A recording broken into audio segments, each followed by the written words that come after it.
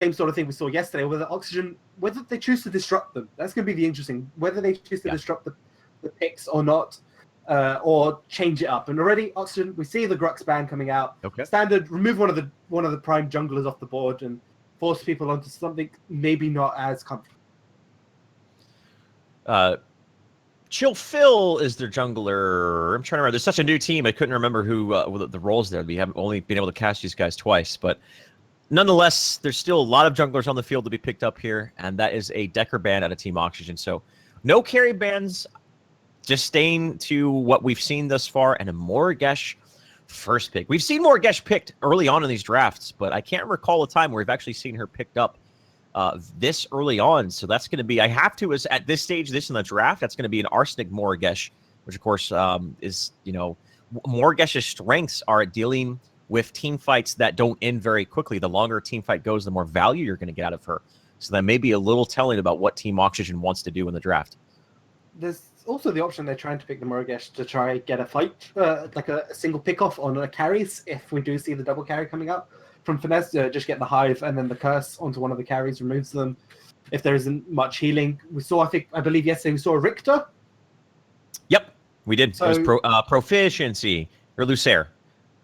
So there isn't as much healing as well with a Richter being picked. They can grab the quenching, but there's no, I don't believe there's an honor. There's Barrier of Will, but that will come in a lot later in the game. It's a much more expensive card for Richter. And you have to max. Or you don't have to max out. But yeah. There's the double carry straight away as well. All right. They secured it instantly, right off the bat. We're going to take these two prime carries off the board. You guys have to now, Oxygen have to now figure out how they're going to round up their composition to deal with it. We saw Suki in the off-lane Revenant I almost said last night, yesterday evening. And the team's Arctic Wolves didn't really capitalize on the very exploitable weakness of Revenant in the offlane, just a lack of mobility. He has no escape. Pre-level 5, Reckoning can be used as an escape, but it's not a guaranteed one. And already with these picks here, with the Kwong, the Narbash, if that's going to be a jungling Kwong, which it very well might be, we'll see as the draft continues. Narbash has Thunk, Crash Bang Boom, come level 5. A lot of ways to make Suki's life in the offlane of that Revenant very, very difficult. And I think that's the biggest Achilles heel of the double carry composition with Revenant and Twin Blast, is Revenant is very exposed to just getting torn apart in the early game. A little bit deeper here, Sevarog and Gadget. So there's your jungler on the side of Team Finesse. Yep, they secure Sevarog, still incredibly strong jungler. We've seen works incredibly well with the double carry composition. You subjugate, roots 2 people, or roots a single person, and you just have Revenant and Twin Blast throwing grenades and the obliterate onto that single target, completely removing them from the board. Almost as quickly as sort of a mage combo would as well. Just how powerful the obliterate and the mines together with the double carriers as well, and its ability mixed with their basic attacks as well. So Team Finesse, this is what got them here thus far, and they're sticking to their strategy. Going into the draft, if Feng Mao, or as chat likes to say, Meow, it's Mao, guys, and a Murdoch. I was wondering who was going to be the next. I was like, are they going to pick Sparrow, or are they going to go with Murdoch here? Murdoch had he had an actual rework, and he is a much different hero than he was before. And I really think Murdoch plays into Team Oxygen's playstyle so very well. They always put Ramriddles into a situation where he's pushing down a tower, pushing, and then they take fights as a unit of 4. Now with the long arm of the law having that global presence, let's say Ramriddles is in a sticky situation, all of a sudden a Earth Shatter into a long arm of the law, that's enough burst damage to enable a kill potential, even 1v2 with just that extra help coming out from Murdoch. And as well, of course, he has that extra range and extra penetration on his shots and has that pursuit ability where if anyone's really low. I'm excited to see. I completely forgot about Murdoch even in the equation, to be perfectly honest. I'm so glad to see him picked up here. Rounding out the draft, you called it, Jims. It is going to be this Richter. Richter, incredibly strong pull, can punish a lot of Oxygen's actual lineup. Pulling a Narbash is actually fine because you then silence him. You can't really do anything. Pulling a Morigesh is ideal because she doesn't have any ways to escape once she gets pulled. And same goes for Murdoch. There's a lot of no escape heroes on the side of Team Oxygen without being using any other resources like a blink, of course. So that will set up Finesse to actually potentially punish them quite a bit in that regards if they manage to get that combo with the pull and then Sevrog subjugate into double carries on any single target removal. I like Finesse's comp. It's heavy, sort of. We're going to take instant remove one person from the fight, make it a 4v5 in our favor, and we have 2 carries. But on the other side of the field, Team Oxygen, Feng Mao's job is to kill carries. Like, that's what he does. He reaping dash, big burst damage with his auto attack, hamstring, ult, earth shatter. That's just, it's a big 1-2 combo that's so difficult to deal with. You can actually stun Feng Mao out of his ultimate, but it's such a quick animation. It's pretty difficult to do consistently. And they really don't have, I mean, I guess maybe Richter Silence or Colossal Blow, but that is a wind-up time. So there's really not going to be any reliable way to prevent Ram Riddles on Feng Mao to disrupting his combination. So if Ram Riddles goes completely unfeathered in this game, I really foresee Team Finesse struggling to keep their carries alive. Though Severog and Richter have a substantial amount of peel, and of course, fighting underneath that Tesla Dome, I think this gadget, maybe the Tesla Dome will be used in obviously the offensive capability, but I think we're going to see a lot of it used as a zoning tool as well to make Team Oxygen very hesitant to dive under their carries with both the Kwong and the Feng Mao. Gems, let's introduce these guys, these teams and these guys before they start going at each other's throats, which is certainly, I hope, what they do, and I'm sure everyone at home is wanting that to happen here. Get this game underway. In blue is going to be Team Team Finesse. Luxair on Richter, Chillfill on Severog, Proficiency on Gadget, Suki Dash on Revenant, and Strafe Dash on Twin Blast. I guess dashes are the universal signs for carry players. Yeah, and also on the side of Oxygen, we have Imsko on Murdoch, Marjorie Rivia on that Narbash, Meds on the Quang, Team Reborn.net, also known as Ram Riddles, on the Feng Mao, and Arsenic on that Morigesh. Straight away, right off the bat, safe wards back, and everyone's going to go to default laning. I suspect we're going to see a lot of low risk here because either team are going to be happy to get to the late stages, but one team has 2 carries. So yeah, it's a matter of how well they feel like they can take out at least one of the 2, because removing that is actually going to remove a huge proportion of the damage coming out from Finesse. If you can get rid of one of those 2 carries, they're losing about like 30% of their overall damage in fights as well. Right. Richter is one of those heroes that he either is making the game or he's breaking the game. That's why we don't see him picked very often. Most teams just generally go with consistent based heroes, Feng Mao, Kwong, other supports, Narbash, things along that nature. But Richter, you're either making big plays or you're looking kind of silly. And we'll see what Luxair does as he's wearing the very timely skin of the Krampus, Richter. It's almost June. Well, it's almost Christmas in June, but not quite. Not quite. Again, not much is happening at the beginning. Like it's going to be one of those things where 3-minute mark is what we're going to have to keep track of when the river buffs spawn. I don't suspect there's going to be any ganks until that point. No one really goes for sort of the level 2 gank anymore. It used to be a lot more common where the junglers would grab green, go for a gank, get a level 2 advantage. But we haven't been seeing that a lot lately. Mostly because of the risk reward with it. If you don't get a successful gank, you end up actually falling quite far behind in comparison to the enemy team's jungle. Feng Mao's role in this course of the game, specifically in the hands of Ram Riddles, I see a lot of you guys asking. Team Reborn.net is Ram Riddles is what he's known as. He's just given Reborn some very kind-hearted guys some free publicity for Team Reborn. They have a website, teamreborn.net. You can go check out for guides and cards and all those other things. Anyways, I'm giving them. You got to pay me for those plugs, Jay Leo. Come on. Chillfill rotating over as Ram Riddles has extended pretty deep into the wave. Subjugate lands. He uses the conversion shield. Is there going to be enough damage? There is. Strafe picks up first blood. And I've always said one way to put Team Oxygen on the back foot is just try to punish Ram Riddle's greedy play. He's a greedy player, Jims. That's one of the reasons he's always so farmed, is the dude is able to walk that tightrope of playing really greedy, but at the same way recognizing when he needs to fall back and be conservative. But that time around, he was just caught out of place and gives up first blood over to the carry player Strafe on Twin Blast. Yeah, instant advantage here, straight away on the board of the side of Finesse. It's exactly ideal for what they wanted. Get some of these carries online a little bit earlier. Try get Suki a little bit more breathing room as well, where he can go and get a couple of minions, a couple of creeps, and I find it interesting they put Suki in the offlane instead of sort of Strafe, but... Oh, Suki's in trouble. Thunk hit. Imsko's popping off on him. The buckshot misses. Now Imsko's in an awkward position. He has that long range. Obliterate. Chillfill's rotating over. If Suki stays alive here, he doesn't. Marty gets the kill.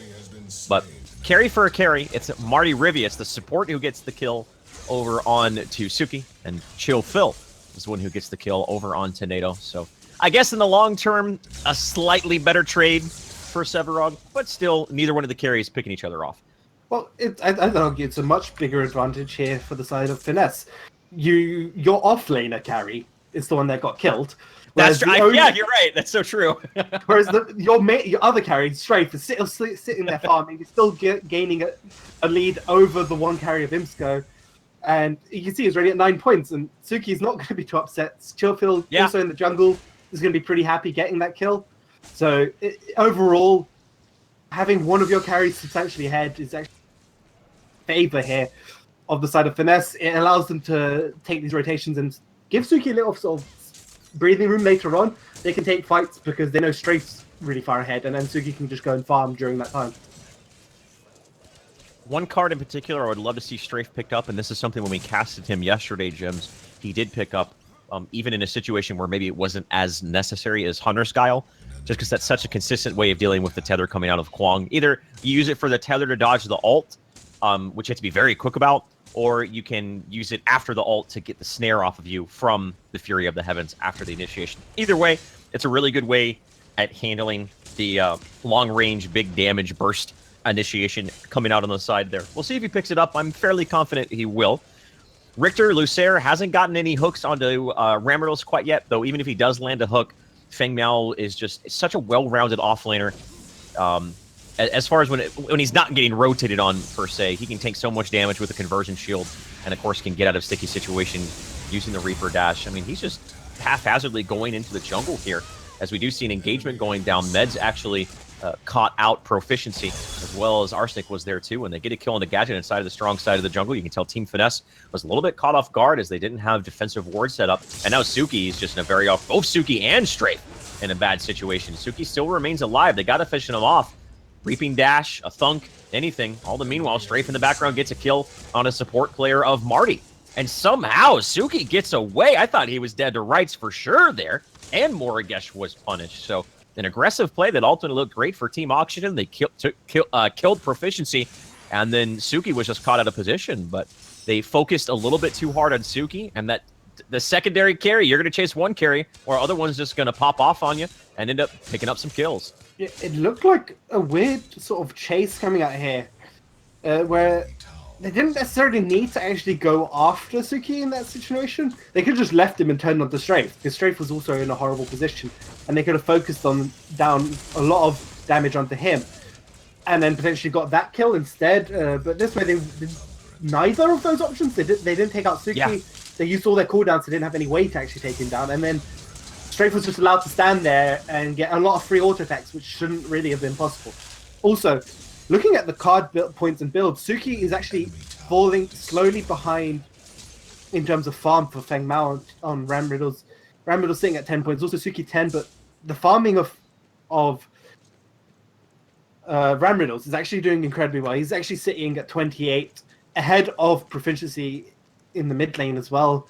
Wow, and ahead of Suki as well. So for an offlaner, that's an incredibly good start for him. That's what you expect out of Ramriddles. It's just, the dude doesn't miss CS. As I say that he misses CS, but it's under a tier 2 tower, so it's okay, chat. Relax. This Revenant offlane, I'd imagine, I mean, with Revenant's power spike being essentially around level 8, he really only needs maybe like an Adamant Edge or two, or a Madstone Gem or two, before he's able to really contribute to these fights and rotate around. And I think that's why we see Team Finesse really playing off of that. That it seems very counterintuitive to put a carry type player into the offlane, but Team Finesse is finding ways to play into the kit and play Revenant in roles that I think a lot of us didn't really expect, and find a great deal of success with them. Now, they've only won 2 games with it, but so far 9 minutes in, Suki only has 1 death, despite the fact that we thought for sure he was going to be going down. Might be a little bit overextending here. His tier 1 tower is still alive, though, so he'll be able to fall back, heal up with the health potion, and obviously use that health regen. But it's not like Suki really has only had one rotation from his jungler this whole entire match. It's not like Chillphil has had to babysit him like one you would expect. As I say that, we do see Chillphil rotating over.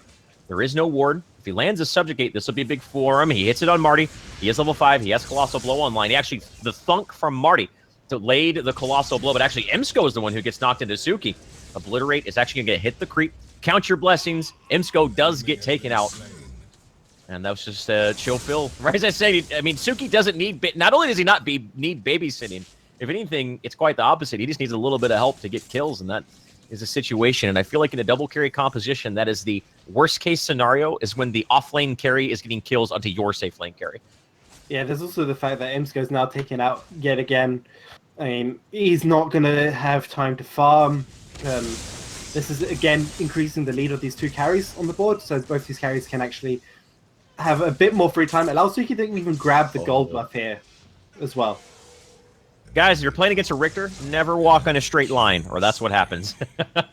Meds was trying to get away, just walking a straight line. Lucer lined up the hook, dragged him in, and an easy follow-up kill over to Meds. They were diving onto Strafe underneath that tier 2 tower and weren't able to pick it up, and instead fall behind themselves. Let's take a look at the numbers here real quick, specifically Suki at 14 to Imsco's 13. So yeah, the off-lane carry farming better than the safe lane carry, while at the same time, Strafe even further ahead. 5-point card lead. Raptors haven't even really been contended over so far this stage of the game. So Team Finesse, I mean, they played this strategy, but they're playing it really, really well, almost to where teams maybe don't yet fully understand how to deal with it.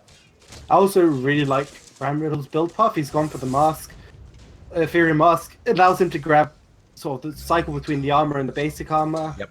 Power in the armor, which means in that lane, when he's taking a little bit of damage, he can pop his shield, switch to armor, and then when he wants to go into a fight, he just switches and starts to go to power and gets that crushing blow, the Reap and Dash, and all the good stuff Feng Mao loves to do onto carries, and it gives him sort of options. Is the best part about it. I love the card. It allows people to switch playstyles depending on how his scenario is at that given second.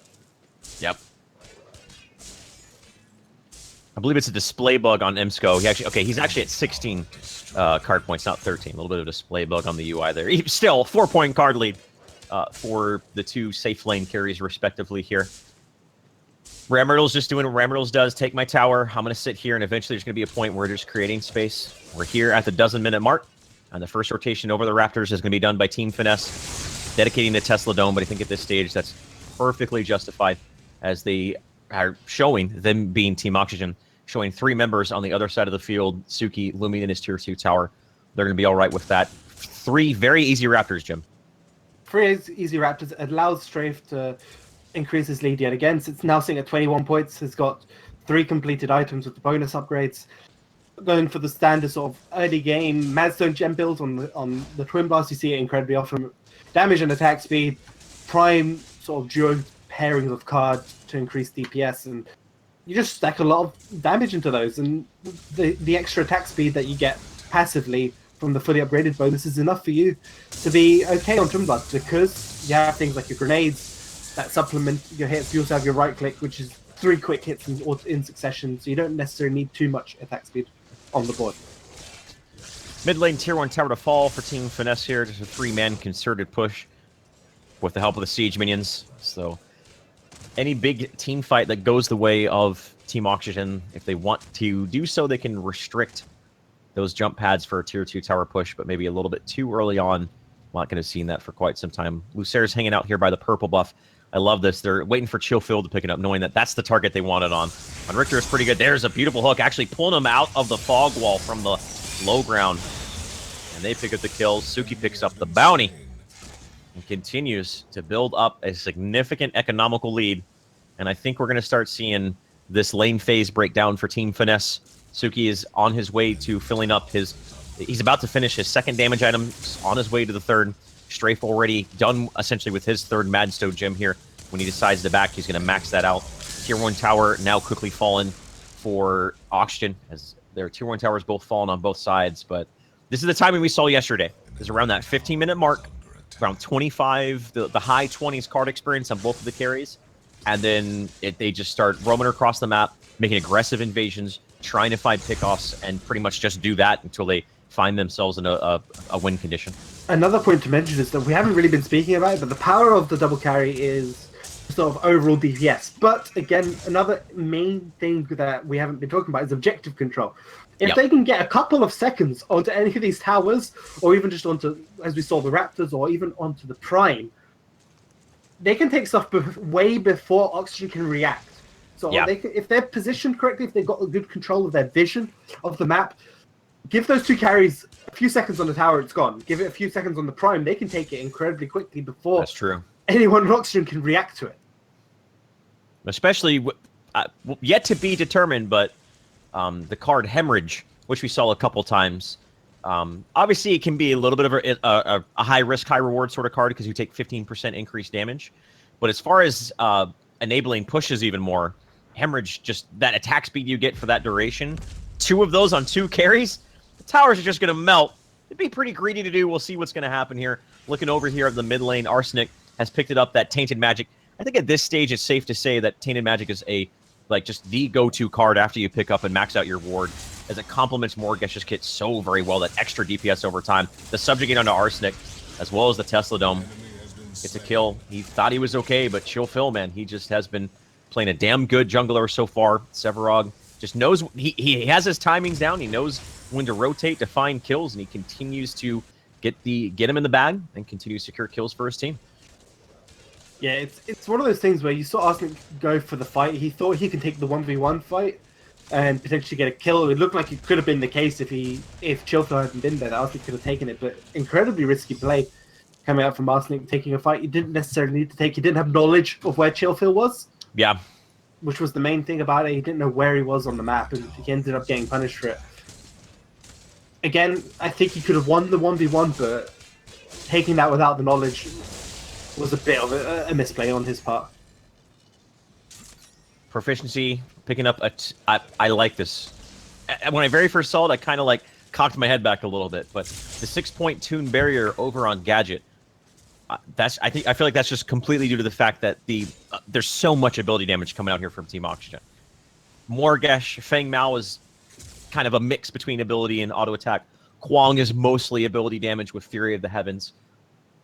I really like this early game tune barrier. I think it's actually incredibly valuable. Sure, you're missing out on 6 points of damage, but Gadget, the way she scales, I think this is completely worth it. And proficiency is just going to negate so much damage with just these 6 points. Chillphil and Lucer, another great hook. Lucer has done such great value. The skewer is there. It could have been a 4-man, but it was a little bit late. And that's the weak. That's how you deal with the Richter. Is if someone gets hooked, you just all-man engage onto the Richter. That's exactly what you did. That's how you deal with a strong Richter. That's precisely what they did. Now Ramril's caught out Suki. Reaping Dash, if it's online, I mean, a Reaping Dash and a hamstring is going to be the death of Suki. And there it is, the Earth Shatter, putting the nail in the coffin. And they get 2 kills right there. So Team Oxygen, who seems like they've been playing a little bit conservative, flip the switch here, immediately rotate over to the Raptors, and they're going to try to get IMSCO back into contention economically between the 2 carries. Not sure if this is... Yeah, you can tell by the positioning. Team Finesse are going to say, you know what, let's just give it up. Allow them to have Raptors and continuing to stick to the plan. Yeah, they can just go back and farm their minion waves. It's a pretty big risk to take this fight, especially when you have a couple guys down already. If you end up losing a few more, and then the Raptors, I think they're just cutting their losses at that point. Just going, look, they can get it. If we risk this, we end up giving up even more than we already just have, and it gives them more chance to claw themselves back into this game. Again, IMSCO, 27 points. Still, even with the Raptor, even after all those fighting, is still behind Strafe, who's sitting at... Now that the offlaners essentially facing off against each other, as we typically see around that 15-minute mark, Feng Mao against a Revenant, Ramrills versus Suki. Whew. I feel like Ramrills just has a insane amount of kill potential onto Suki. I mean, what are you going to do? Reckoning? Okay, it's a 1v1 anyways. I'm still inside of your face. Starting to build basic armor is Ramrills right now. He just picked up the temper plate, not yet filled it out, but he has the defensive capabilities of Conversion Shield. He can swap in and out of the extra armor from the Empyrean Mask.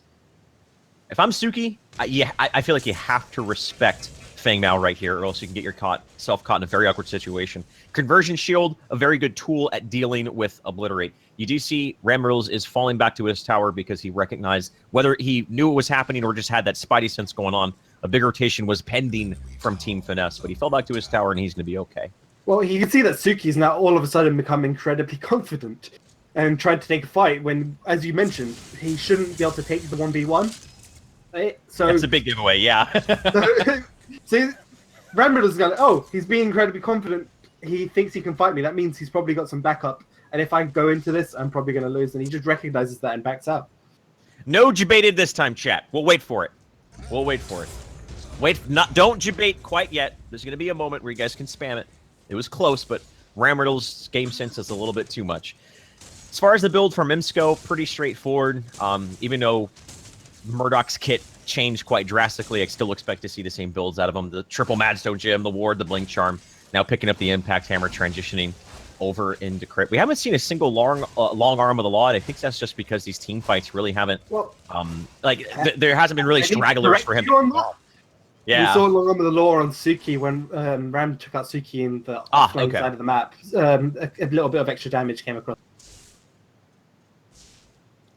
Long have we waited for the debated. Yeah. Now, again, a couple Raptors are sort of halfway to respawning. Prime is also up. Vision control is looking incredibly defensive on the side of Oxygen. They've only got that one sort of deep river. It's kind of symmetrical, the vision, but it depends on what objective either team's going for. There gets the Riplash on the Marty, Subjugate, and Skewer. Really not much damage. It's just Sevarog at this point. Strafe now turns the corner. Marty's in a very awkward position. He actually uses the Crash Bang Boom, knocks both of Sevarog up in the sky, and now Meds gets the Fury of the Heavens around that choke point, and he gets turned around immediately. The Tesla Dome. They were baiting that out. Now Strafe uses the Blink Charm, but actually I think blinks into a invisible wall, and he gets taken out. So Strafe goes down, but guess what? They still have another carry to fall back on. Suki just farming here, chilling, relaxing. A favorable exchange here for Team Finesse. They're going to fall back and stabilize. Team Oxygen continue to pursue. Imsco has that additional speed boost with that new trait coming out from Murdoch, but he's not going to go beyond that fog wall. That is a very risky proposition to do. Raptors are not up, and by the time Strafe is back on the field, they'll have enough time to stabilize and contend Raptors if they so desire. It's not looking like it could be either team's game. Like at the beginning, we were saying, okay, look, Finesse has managed to grab a good couple of kills. It's looking like they're getting the snowball going as they so wish. Yeah, it was a 2-for-1 trade, but it was incredibly sort of close to going the complete opposite way and in the favor of close. Yeah. So it's still anyone's game right now, and either team can actually sort of hold on to it. They're both holding their own.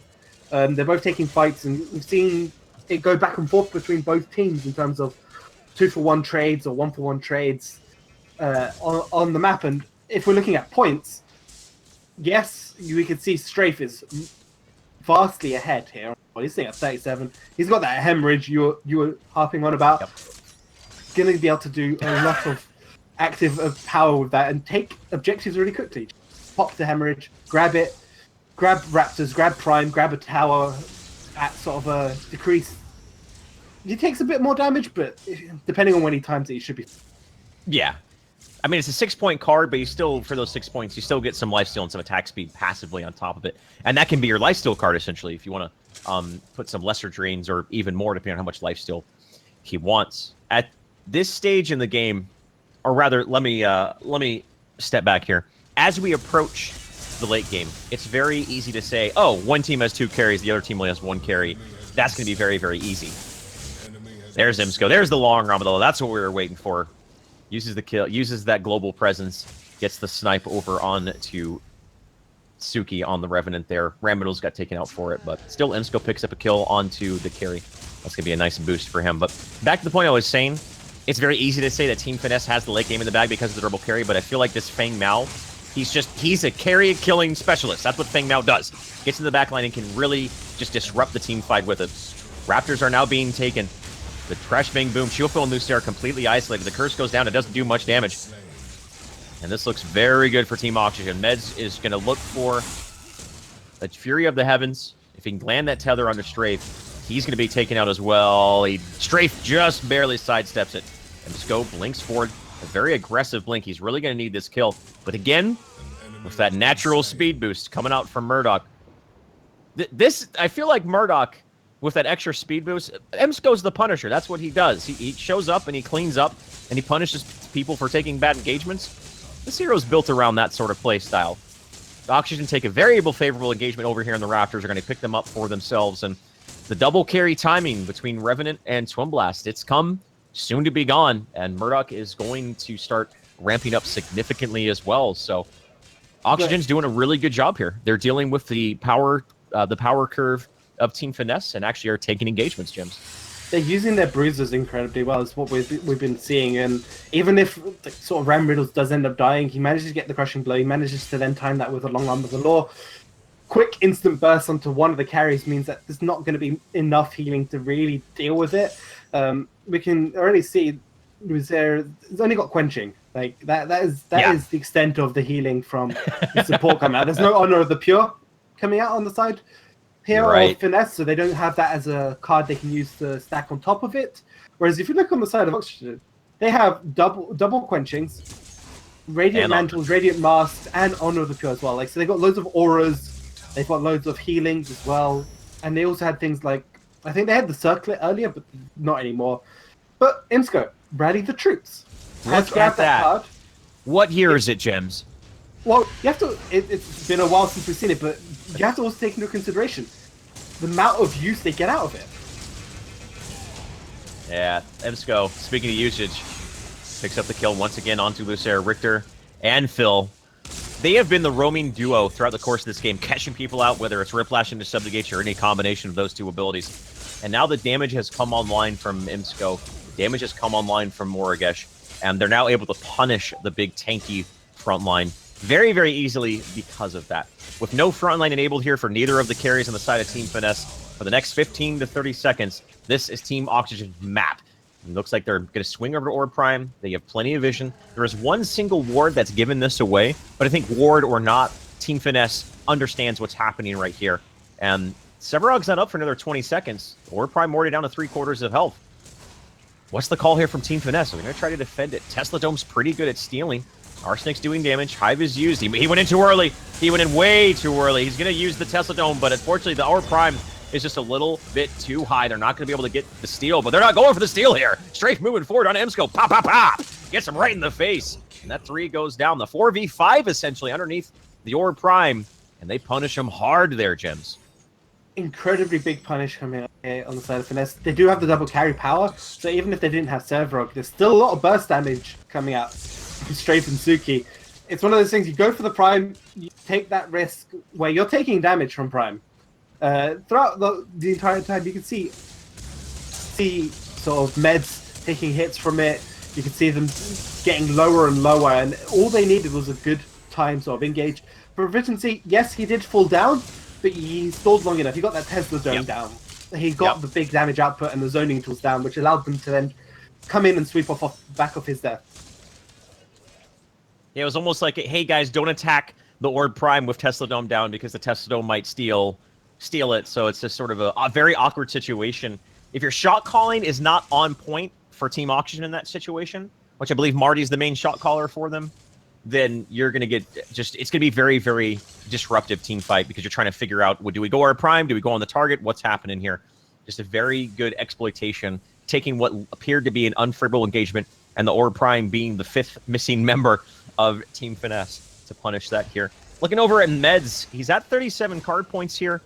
You look at so that's actually pretty, I was expecting to be a little bit lower than that at Chill Phil. I might have a display bug on my side, though, because on my side it says Chill Phil doesn't have any deaths, and I know for a fact that he's gone down. But he has a pretty straightforward build, the Adamant Edges, with that Radiant Mantle, building health into that. So Kwang, maybe not be the most tanky person in the world, but once you start getting the extra health from Adamant Edges, and you get the Radiant Mantle as well, and he actually does become deceptively tanky. Yeah, he does. Also, go back to the point I was talking about with Rally of the Troops. Never got a chance to fully explain why I love the card, especially on the build, especially on the team composition for Oxygen. They have 2 sort of bruisers that really will love the extra attack speed, because most of the time they're just building flat damage. So if you're going to give them, if you're going to give Feng Mao and Quang an extra 33 attack speed, that is going to be huge amount of sort of extra power that they wouldn't necessarily normally have. Emsko's roaming across the map. Going to pick up the gold buff there. Suki might be in some trouble. It all lands. Does the Fury they have in lands? He doesn't. Suki is going to be all right, and he's going to be able to get away right there. He will be. However, it's still looking like any one sort of game.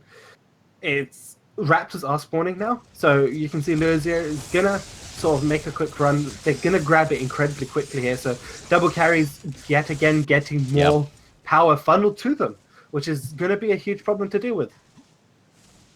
You can tell they're just going to be able to get away completely cleanly. No contention right here. Emsko is free farming throughout the course of the map, or on the other side of the map here. And you mentioned it, Jims, how since the Raptors don't yield as much card experience, it's like, okay, it's not as crippling to just give up the Raptors for free, especially if your carry is already established, cleaning up a big wave and getting farm at this stage of the game. Big push coming down the pipeline here of the left lane. Emsko has just now backed and will be arriving to this a little bit after the fact.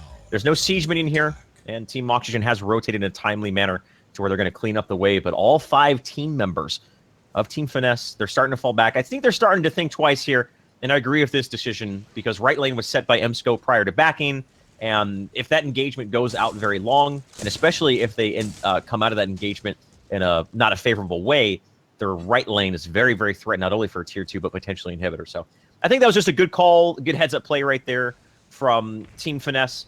See feign some pressure in the tier 2 tower. Nothing's happening. Let's not get too greedy. Let's not overextend our welcome. Let's back up and make sure we retain the map control. Yeah, they're going to get vision control. They drop a couple of wards in the jungle. We can see we get Ram dropping a single ward at the entrance. However, again, there isn't much coverage on the side of the Prime from either teams. There's a couple of wards in the river, but none inside the pit itself. So as I say that, Meds just goes in and drops a couple of wards around the pit. Just the reading cast is my cursed, mind. man. You know it. That happens in Hearthstone too, right? All the time. Yeah, just say they're going to get this card off the random effect, and they get it. Yeah, exactly. That's how it goes. Suki, Meds is on him, but I think at this stage, Meds has got to respect the 1v1 potential here. Stasis Gem now picked up on Revenant. So, interesting. We're starting to see Stasis Gem be used in all sorts of roles, whether it's support, casters, now even off-lane carries. Picking up a Stasis Gem, a string of words I never thought I would be saying, at least up until this point. Marty and Meds, Eminem, they found out Suki. They heard him shooting.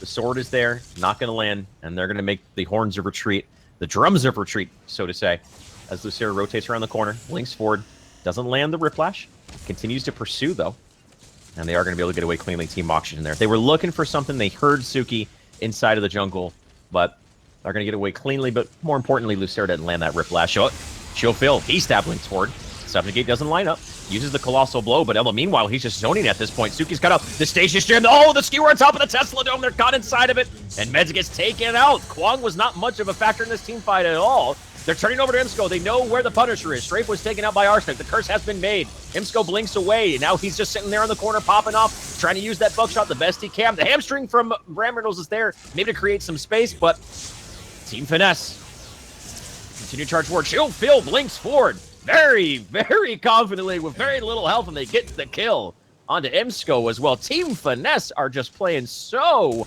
well.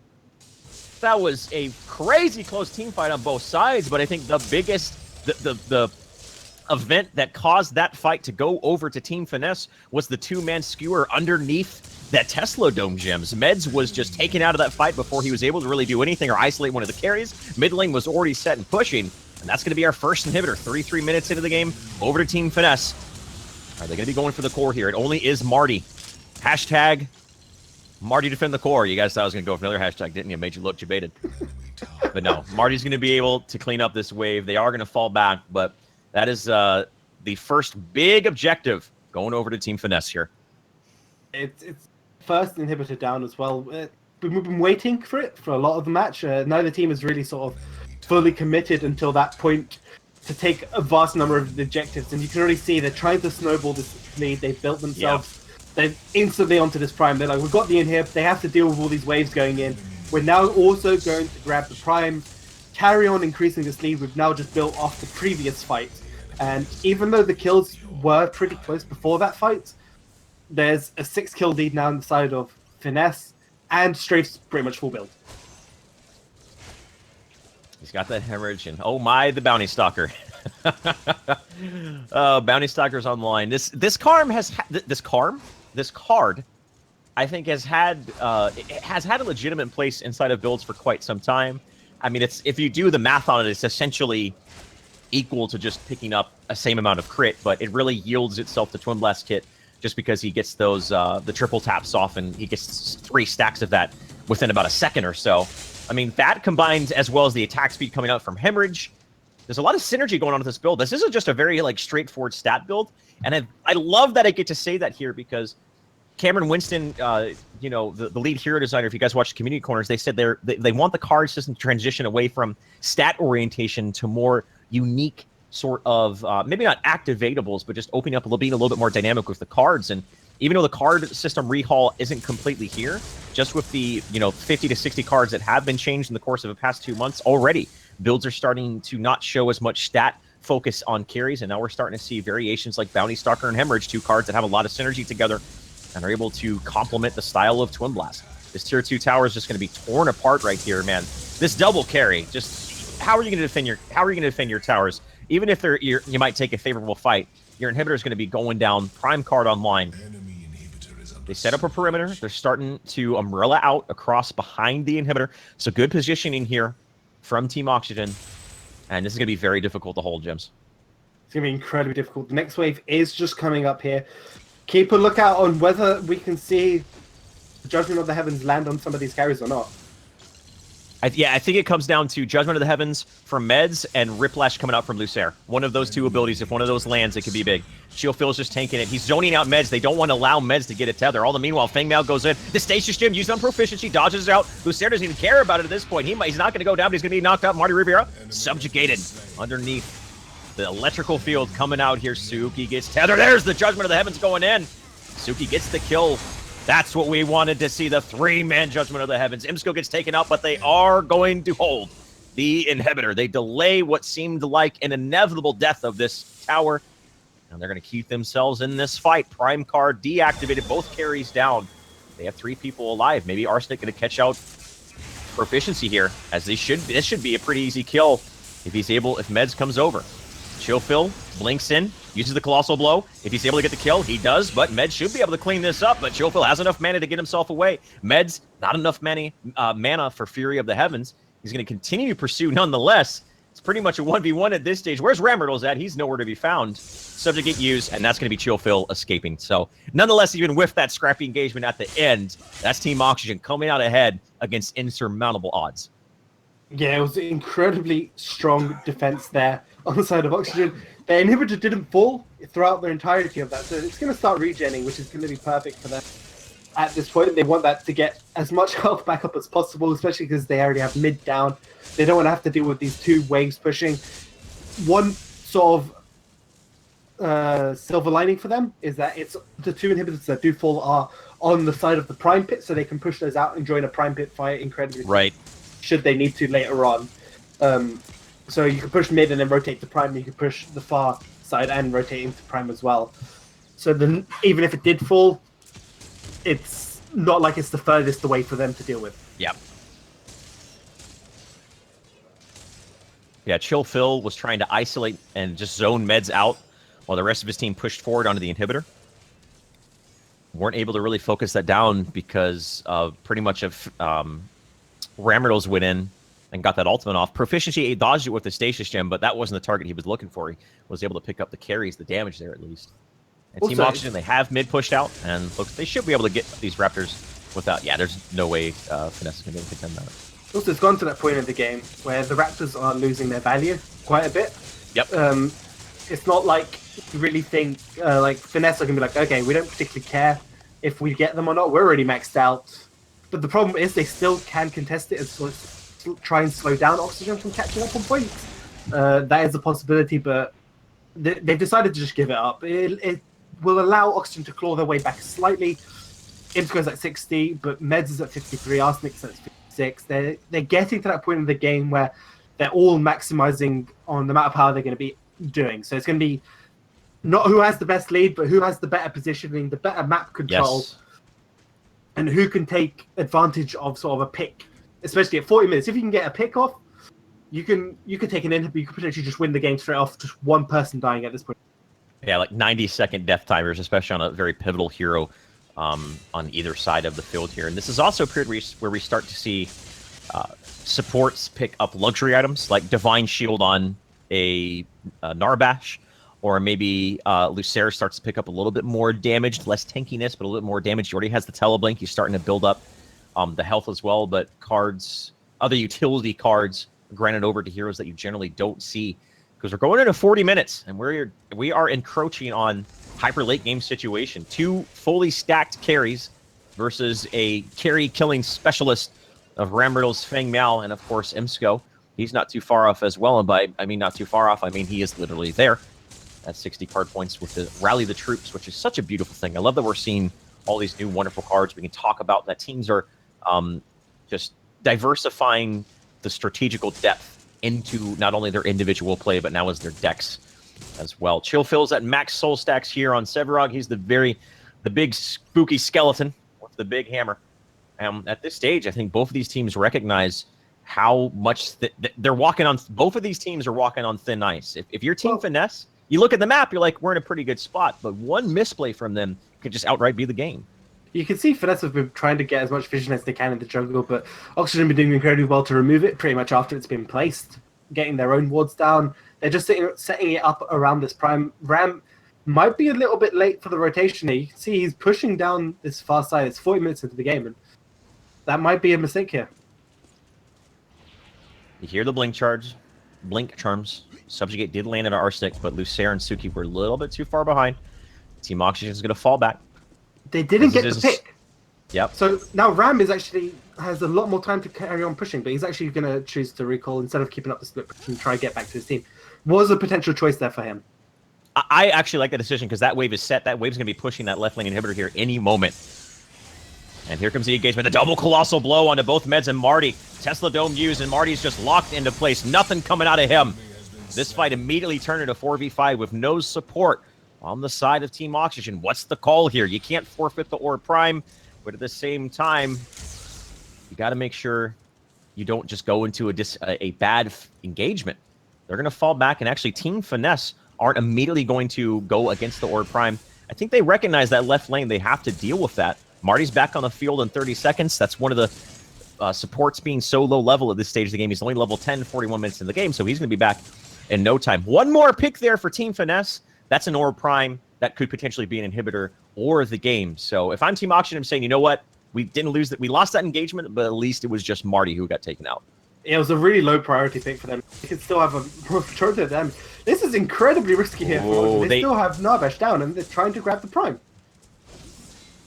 This was just a low percentage play for them. They're saying, you know what, let's just try to get it. They saw that the left lane being so pushed out that they delegated at least one person over there, making their odds 4v4 at best.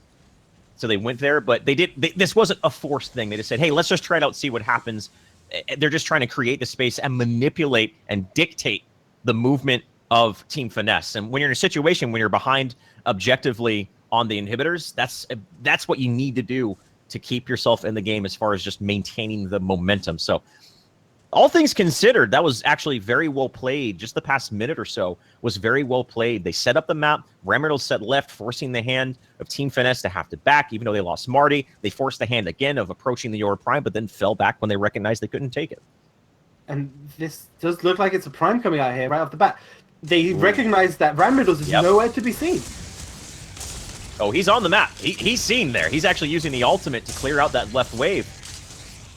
And what's the call here from Team Finesse? They got to do something. They're going to look to take the engage. Marty's the one who's hooked. Meds get sitting there. The Tesla Dome, they're on side of it, but onto the Pure is pretty much negating it at this point in time. There's a very scrappy engagement. Suki, all the meanwhile, was able to pick up the Orb Prime. So if they are able to stabilize here, Strafe blink charms forward onto Imsco, but he's surrounded by 3 now. Oh, the greediness from Strafe could be punished, and it does get punished. Arsenic gets the mark. He uses the power of the Forgotten Jungle. And they pick up 2 kills. And look at left lane. All the meanwhile, Ramriddles picks up the inhibitor. Now is might be encroaching the core. You see Team Finesse in full retreat. They lost the engagement. They got the Orb Prime, sure. But with that Orb Prime, look what they gave up: 4 gems, an inhibitor, and pretty much forfeited all map control. They also lost the Prime on one of their carries as well. So yes, they managed to secure it, but it ends up with this awkward stalemate. Now both teams have one inhibitor down. However, the inhibitor actually has gone down on the side of Finesse, is the furthest away from the next Orb Prime. So if we're going to see sort of a passive stall until the next Orb Prime, that is going to pay a huge impact, because they won't need Ramriddles to sit there and push anymore. It's going to consistently push regardless, and he can be involved in the fight while they wait it out and just clear the mid lane. That's what Feng Mao does. He's able to just split push. He's able to kill. Man, do I love Feng Mao. Such a good hero. He needs a buff. Let's be honest here. So we're in this territory where almost everyone has 60 card points. The only people who aren't literally are the 2 supports. Chill Phil only has 1 more card level. He'll be maxed out. And with just Marty, I mean, the value that Richter and Narbash are going to get out of 60 card points isn't really that much. So we're at a stage where every single hero has hit their power. They're at max power at this. And I mean, 45 minutes into this game, we're in for the long haul here, ladies and gentlemen. But all the moments leading up to here right now, you wouldn't have known that Team Finesse has pretty much been winning these team fights, winning these engagements throughout the entire course of this match, up until that one small mistake where they lost the engagement 4v5 and allowed Ramriddles to pick up an inhibitor. And now they are the ones leading the charge, despite the fact that 3 members of Team Finesse have their prime cards activated. You can tell by the purple aura on the creep here. For Chill Phil, dropping down from the high ground, Subjugate doesn't land, as Zimsko was able to dodge it very, very quickly. Quick reactions from him. But Chill Phil's now isolated. Strafe, Proficiency dropping down from where Chill Phil ascended from, and there's a hook onto Marty. Narbash is going to get taken out, but that's not a high priority target at this stage. If Chill Phil can get away, they might be able to look for a re-engagement here. There's the Reckoning. Who's it on? It's on Imsko. This could be greedy. If they can keep Imsko alive, Suki's going to be in a very awkward position. He needs to get the kill. He needs to use your Obliterate. He does get the kill on Imsko, the Punisher. All the meanwhile, Strafe over here, very, very low, and Team Reborn, a.k.a. Ramriddles, a.k.a. the boss, is able to pick up a kill as well onto Strafe. A carry for a carry, but with a double carry composition means he still got that long-range auto-attacker. And, oh, baby, that's a triple. Ramriddles swinging the halberd, swinging that down. And now Suki, he's going to go for it. He gets it up, and he immediately turns over. Chillfil Blinks Charm. Oh, baby, a quadra. Can we get the Penta? Suki! Got them. All 5 go down, and that's a Penta, ladies and gentlemen. Will they be able to finish, though? That's the question. Can they finish? Or do they have to now just run back and deal with the minion waves? It looks like they're trying to get it, trying to go to the end here, but Marty's up. He could potentially just stall a little bit here. Hashtag Marty defend the core. Can he do it? Chillfil is low. A thunk and some creep could be the death of the Chillfil. The Cuban monster over here. Marty, can he get it? Oh no, the Obliterate. He's still alive. He's just trying to delay it. Imps goes up in 10 seconds. The core's at 75% HP. It's just Suki and Chillfil versus Marty. And Suki's going to fall back. The Creeper going to get some damage onto the core. Marty's be careful not to drag all of them or he might get taken out. The range minions are popping off, but this will be Team Oxygen. They're down on the ground. They were wounded. Looks like they were going to get taken out, but they still continue to hold on to this game despite the fact that they were wiped up and Suki with the Penta. It's... Neither team has actually managed to finish the game. I mean, even though there was a Penta on the side of Suki, because of the way the minion waves are set up, and because of how low they were on health, they still weren't able to get a clean game. Oxygen are still in this. All they need is one good fight. Core is exposed on both sides of the field. So if one of these teams get a complete wipe where they're kind of healthy, which we haven't yet to see, they can actually just end the game. It's still up. Oxygen still have everything to play for.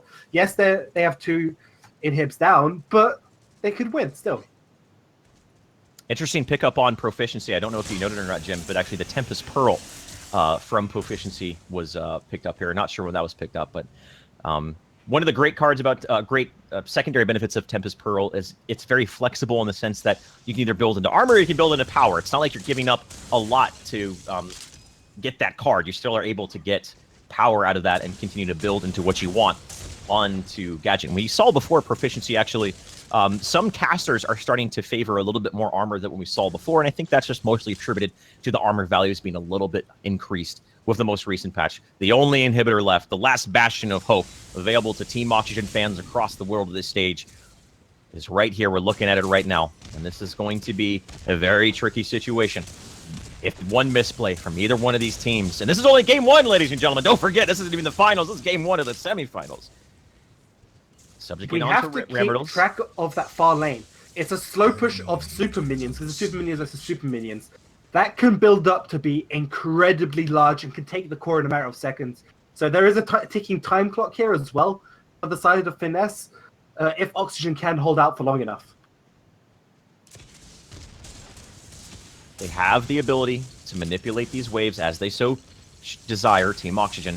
They recognize Rammernos is off the map. It's a 5v4, and they are capitalizing. It's the hook onto Marty. That's what they've done every single time, but can they take him out? Tesla Dome used the inhibitors down. Lucer's in trouble.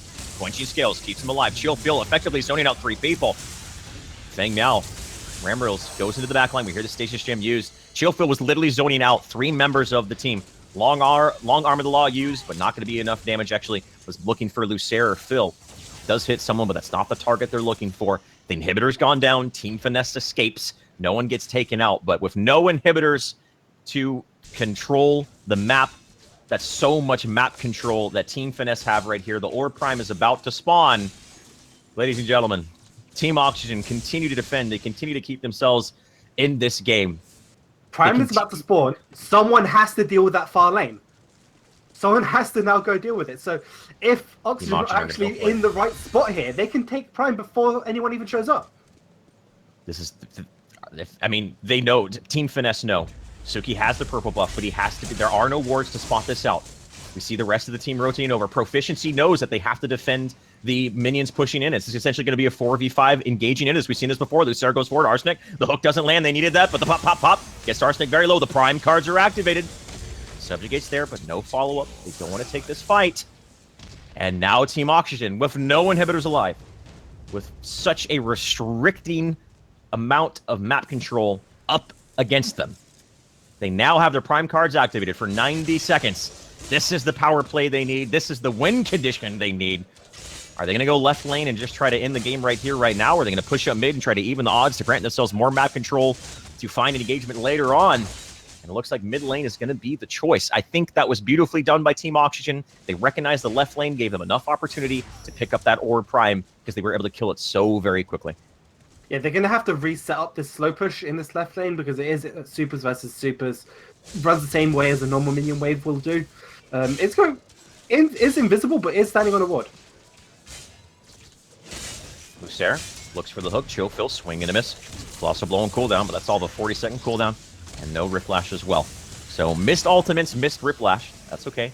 They're going to fall back. Left lane is pushing down, and Team Oxygen divide and conquer. Put the Feng Miao in mid lane, apply pressure in the mid lane, and let left lane push out with them. The Prime card activated. This is a very difficult situation for Team Finesse. Are they going to delegate the appropriate resources? Are they going to stretch themselves too thin and get punished for it? 5-man concerted push onto the core. They have the Prime card. Can they take this against insurmountable odds? Lucer's called out. He's going to try to do what he can. He's still alive, but it's Team Reborn. It's Rambertos who takes out Richter underneath his own core. And already a 4v5 now. Team Oxygen are looking to reset the fight, but Team Finesse wants none of that. Chill Phil leading for it. The Subjugate does not land on Amari, but you hear Arsenic summon the power of the curse. And one of the carries is down now. Chill Phil goes down. It's 2v5. Team Oxygen might be able to pull this game around. Suki's isolated. He's tethered. He gets taken out as well. And it looks like Team Oxygen is going to be able to go and win this game down to the inhibitors. This is a unprecedented event inside of competitive Paragon. Game 1 is going to go to Team Oxygen despite the fact that they were on the back foot the entire match. Perseverance, manipulation, and ultimately outthinking their opponents is the path to victory.